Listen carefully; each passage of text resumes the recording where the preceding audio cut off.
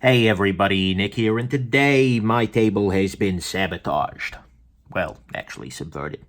This is the Spyderco Subvert, which I believe is a production version of the Nadia Moore. That's actually his name. The name of the maker, that is. It's a production version of the Sabotage, one of his custom knives. That's a big screw for a tiny thing. Look, this is basically a machete. Whoa there. And it's already started disassembling itself. Cool. How am I going to pop the rest? Oh, damn it. Okay. So what I'm just noticing here, just so people are aware, I think the pivot is starting to come out. You know what? I'm going to encourage it to do so. I want to get this blade out of play ASAP. There we go. So the pivot is now popped out. Is that an internal stop pin? That is an internal stop pin. That's going to complicate my life a little bit here. So already, guys, you know, I might recommend at this point in the video that you just go ahead and you find a disassembly done by somebody who's not a complete idiot. That will probably be more helpful to you as you continue your process here. So I'm trying, because the internal stop pin right now, the blade is actually stuck on it. It is largely disassembled, the knife itself here, but the problem is in the back here, there is still a screw that's underneath this G10 liner, I suspect, and that's going to be required for me to pop the rest of this thing loose. A pair of screws, whatever. Oh yeah, there's your internal stop pin. Can I grab that? Can I convince this out? Come here. Okay, so now I've got the blade out of play and I can finish what I'm doing here.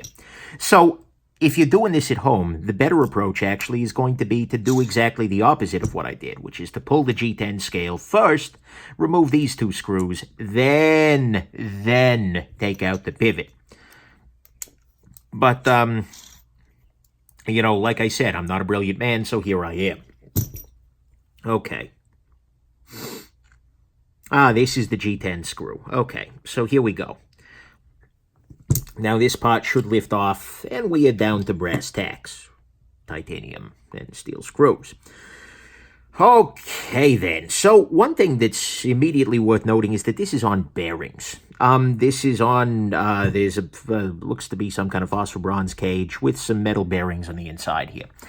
That's going to actually surprise a number of people, I suspect. When I first got this guy, because, you know, usually bearings are flipper kinds of things. But, no, in this case, this is very clearly not a flipper knife, namely because there's not a flipper on it, but it is still running on bearings. That makes the action pretty compelling, actually, but that may surprise some folks.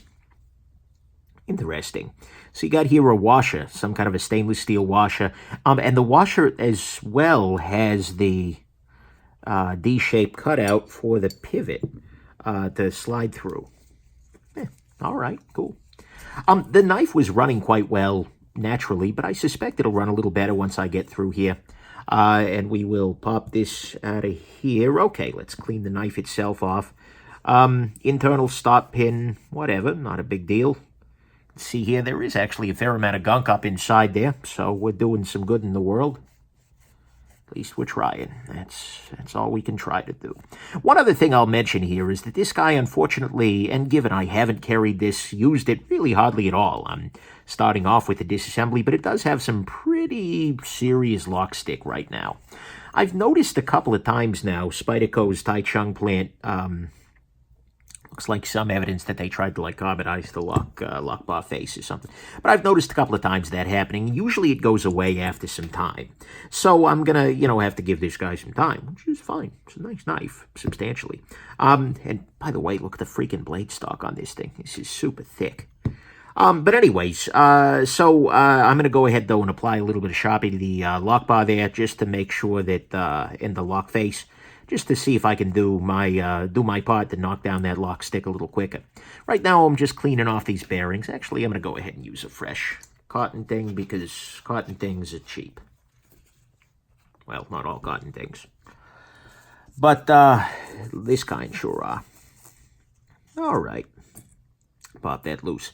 You know, this is palliative to me. I've said this many, many, many times before, but yeah, I'm just realizing that, like, 30 minutes ago, I sat down at this table, and I was not doing so super swinging. Just in terms of, frustrations and, I get some, it's nothing bad. It's just work stuff, following me around. And, a project that's just, never ending, that kind of thing. No biggie. Don't cry for me, Argentina. But I never really left you. No, but anyways, but now I'm realizing, having been working and doing, this is my third disassembly now, one of which was the Hinderer full track, previous to this. But anyways, this is my third disassembly, and honestly, I feel way better about the world.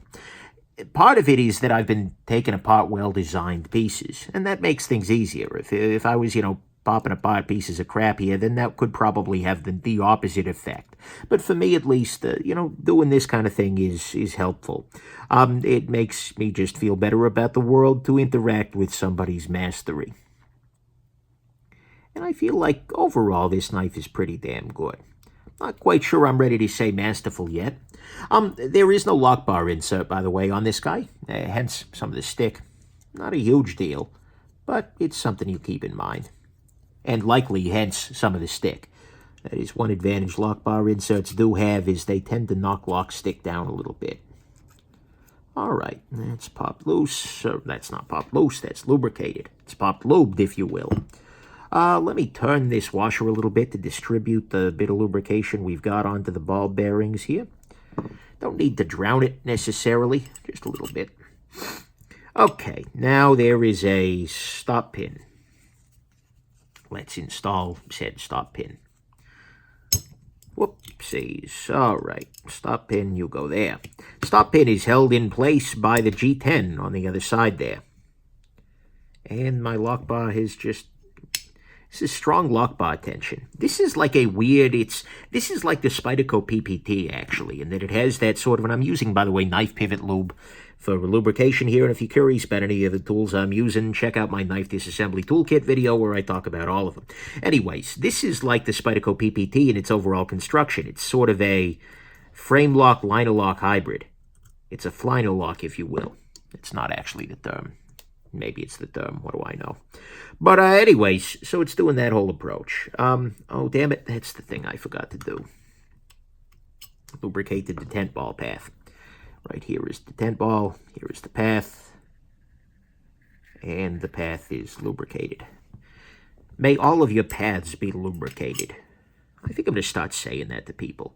Then they're just going to stare at me like, what the hell are you on about, Nick? And then I'll just smile. Yep, it's my New Year's resolution, he says on January 20th. Whatever it is. Okay, let's get everything popped back into position here. What am I leaving out? What's left on my table right now? So I need to get these. This needs to be in place now. Oh, that's what I freaking forgot to do. Guys, this is palliative. I'm feeling way better, he says, then get everything up. All right, gonna go ahead and apply Sharpie right here. Nice thick coating of that. Gonna go ahead and do the same thing to the tang of the blade here. Wipe that off first. Like I said, hey, they ground that down a little bit to make a detent ball ramp. Nice. Anyways, hit this one more time now that it's dry. Hopefully that lock stick will go right away. All right. So, bearing. Good. Good. Good. Yeah, what the heck, I'll install it on this side. Actually, doesn't matter. It'll go into position properly either way. Now we drop this. Boom. Okay. Now we need to get the stop pin into place. The stop pin is in place. We are snapped together in the back. Okay, so now. Before I can do anything else, I need to get these two in the back into position here. So I'm going to use some blue Loctite here in a stick form. I'm keeping pressure on the knife just to make sure things don't come exploding apart. I believe that's T6. Come here, T6 driver. Here you are. Beautiful. Really? Alrighty.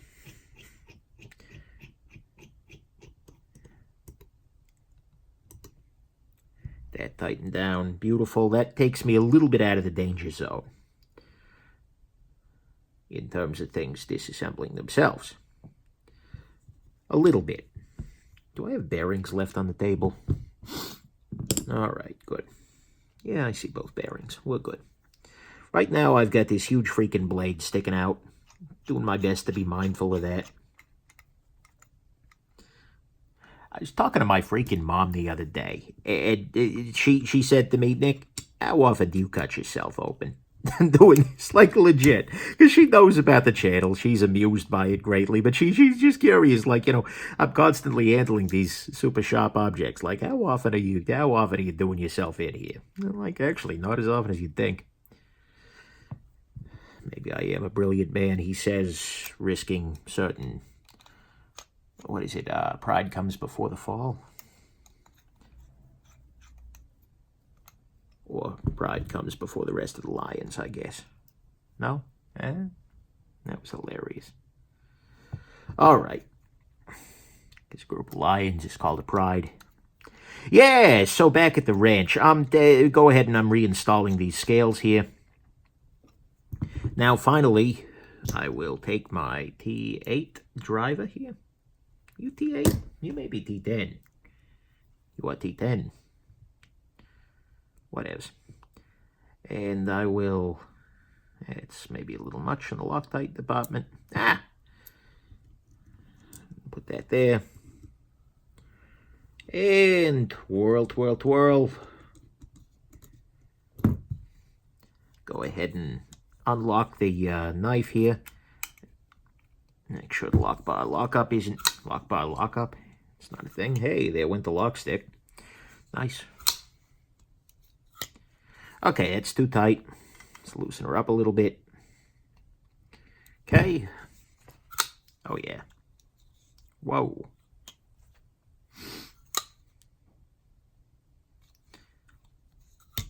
Let's go ahead. Try one more time.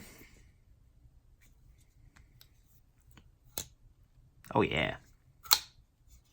This is a weird knife. So freaking weird. So freaking weird. Alrighty, there we go. We're all done here. Alright, so keep an eye out for my final review conclusion once I actually, you know, carry this guy some and film it and those details.